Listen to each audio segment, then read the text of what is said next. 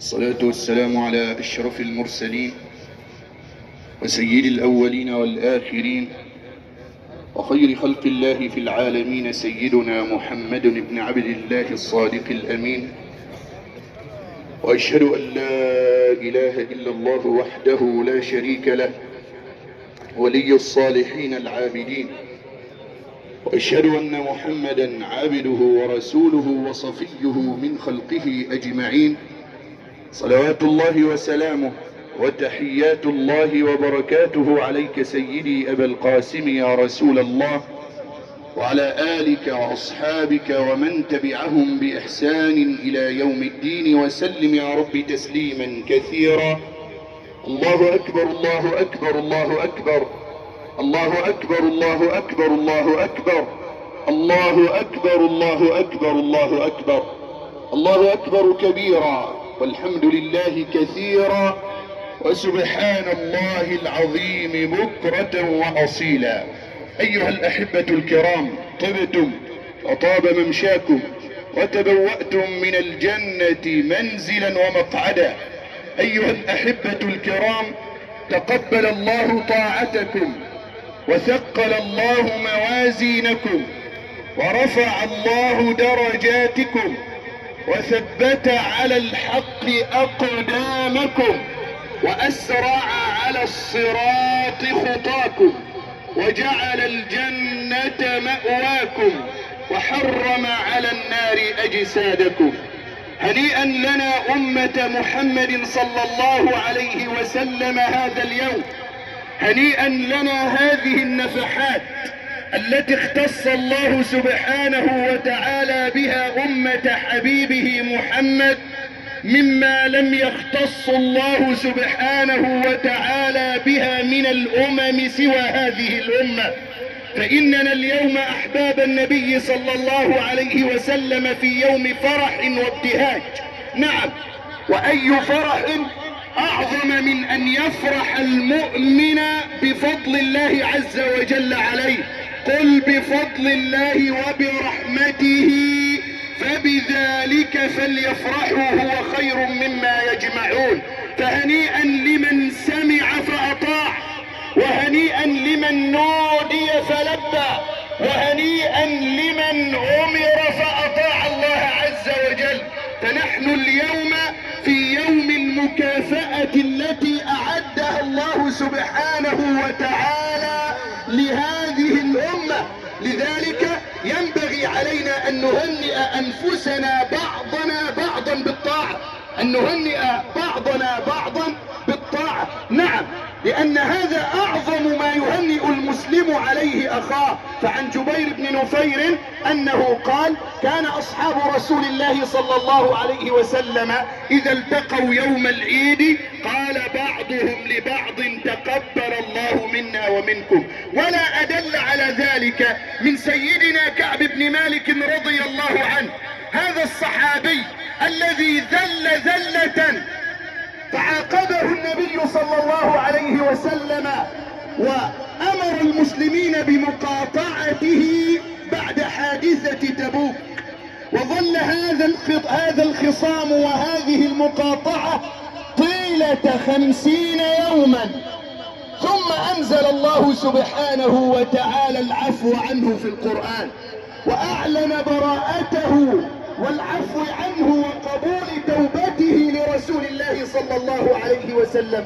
انظر، سيدنا كعب بن مالك دخل المسجد بعدها فقام إليه سيدنا طلحة بن عبيد الله حينما رآه، فقام إليه طلحة مستبشرا مسرورا حتى احتضنه وهنأه، فقال سيدنا كعب بن مالك: لا أنساها لك يا طلحة.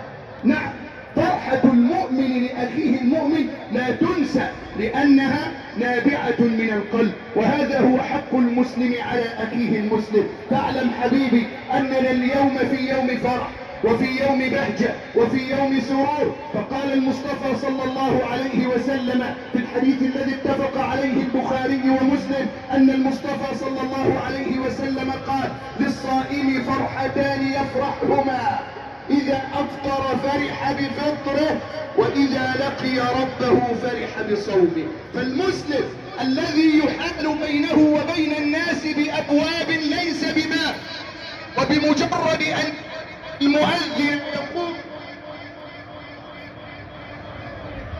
فيمتنع عن الطعام وعن الشراب، وهو يعلم تمام العلم وعلم اليقين أنه لا يطلع عليه ولا يراه أحد سوى الله، بل إن أحدهم ليلقي ما في فمه خشية أن يفسد صومه، هو الذي يستحق أن يفرح اليوم ببشرى الله عز وجل وثوابه له.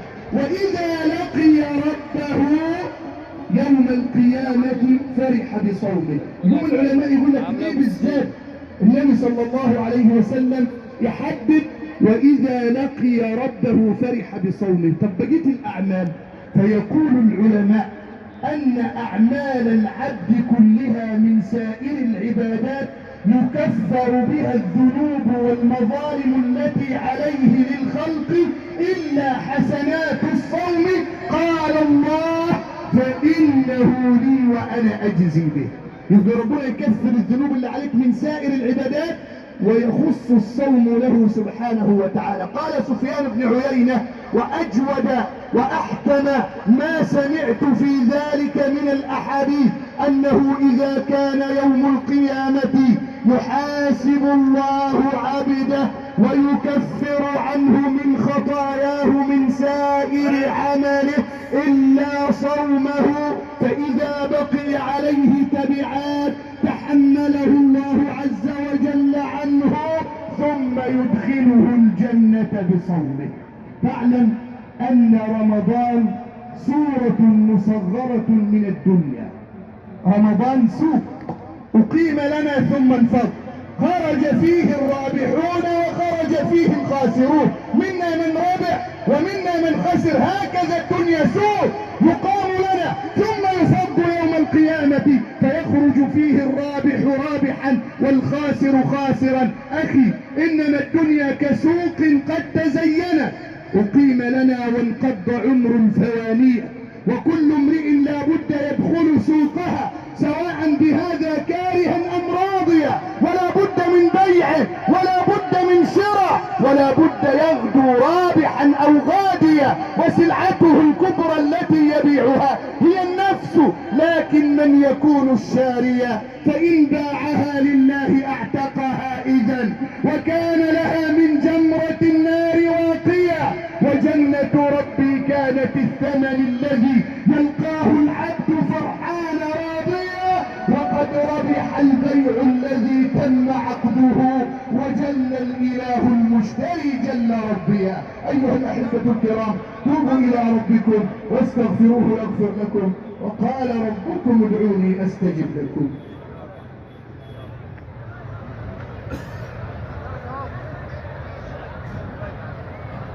الحمد لله رب العالمين، والصلاة والسلام على أشرف المرسلين سيدنا محمد وعلى آله وصحبه أجمعين، وبعد. الله أكبر الله أكبر الله أكبر الله أكبر الله أكبر الله أكبر الله أكبر الله أكبر كبيرا، والحمد لله كثيرا، وسبحان الله العظيم بكرة وأصيلا. أيها الأحبة الكرام، أحبابي في الله، 3 رسائل في يوم العيد أوجهها إليكم. الرسالة الأولى لمن أحسن العمل في رمضان، أولئك الذين أنعم الله عز وجل عليهم فأحسنوا العمل وقدموا من العمل أحسنه وأطيبه مرضاة لله. أقول لهم هنيئا لكم، لكن لا تقطعوا العهد الذي بينكم وبين الله، لا تهدموا البنيان الذي بنيتموه، لا تنكثوا العهد، لا تكونوا كالتي نقضت غزلها من بعد قوة أنكاثا، كما ضرب الله سبحانه وتعالى بذلك المثل للجهلاء. فلا تقطع عهدا أخذته مع الله، ولا تنقطع عن عمل خير، فلا تهجر مكانك في المسجد لغيرك، ولا تدع غبار بيتك يعود على مصحفك. اقرأ. كان النبي صلى الله عليه وسلم يحب من العمل أدومه وإن قل. خاطبه ربه فقال: واعبد ربك حتى يأتيك لك اليقين. هكذا كان دأب الصالحين. كان من السلف الصالح عبد الله بن إدريس الذي لما حضرته الوفاة فزفر زفرة فبكت من أجلها ابنته فبكت من أجلها ابنته، فقال لها شوف ثقة المؤمن في الله، قال لها لا تبكي يا بني فإني والله قد ختمت القرآن في هذا البيت أكثر من 4000 مرة كلها لأجل هذا المسرح. فبكم مرة من القرآن ستلقى ربك عز وجل؟ فلا تقطع العهد الذي بينك وبين الله، وكن حريصا على المداومة والاستمرار في العمل. الرسالة الثانية أقولها لإخواني ممن قصروا، وأعلم علم اليقين إنك حينما تقول من أحسن ومن قصر كل واحد وهو جالس الآن يدور في رأسه ويعلم أنه إن كان محسنا أم مقصرا. أقول لمن قصر احمد ربك أننا نعبد ربا ودود، احمد ربك أننا نعبد ربا حليم، احمد ربك أننا نعبد ربا تواب، رب ودود يتودد إليك وهو الغني عنك ويتوب عليك بمجرد أن ترجع عن ذنبك وتقلع عنه، رب حليم لا يعاجلك بالعقوبة وإنما قضى على نفسه ولم يؤاخذ الله الناس بما كسبوا ما ترك على ظهرها من دابة. لا أقول لك أكثر من كده، تحييك الليلة دي اللي انت قصرت في طاعته وقصرت في عبادته ولم تغتنم نفحاته، انتظره الليلة، سيناديك الليلة فيقول لك يا عبدي، كن على ثقة من ذلك، حينئذ الليلة في السدس الأخير من الليل انتظر وكأنك تسمع نداء الحق، عبدي لو بلغت ذنوبك عنان السماء ثم أتيتني لا تشرك بي شيئا غفرت لك ما كان منك ولا أبالي.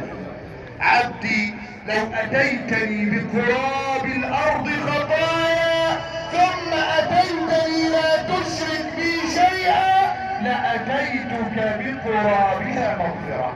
فيستحق منك أن تفتح صفحة وعهدا جديدا مع الله ولا تيأس، إنه لا ييأس من روح الله إلا القوم الكافرون. رسالة الثالثة أقولها لأبناء بلدي، أقولها لجمعية سلسبيل، أنتم خير خلف لخير سلف، أنتم على العهد وراء بيت مال المسلمين، جزاكم الله خير الجزاء على ما تقدموه لهذه القرية. وأقول لصناع المعروف، لصناع الخير في هذه القرية من أبناء النوافع المقيمين فيها والعاملين بمصر والعاملين في دول العالم أجمع من أبناء هذه القرية، لقد جعلتم رؤوسنا تناطح السحاب فخرا وعزا على ما تقدموه في هذه القرية. أقسم بالله أن